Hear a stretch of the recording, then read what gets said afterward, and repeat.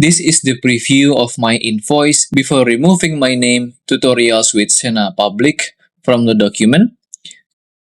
And to delete that, on the Stripe homepage, click on the gear icon to go to the settings.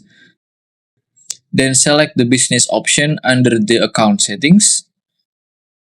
Over here, choose on business details.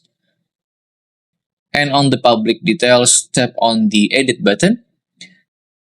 You then can delete any name from the section of business name and changing it to any symbol. Just one symbol is fine, because we cannot have the name to be fully blank, but rather replace it with just one character. And I will be using this symbol, so my invoice will still look professional.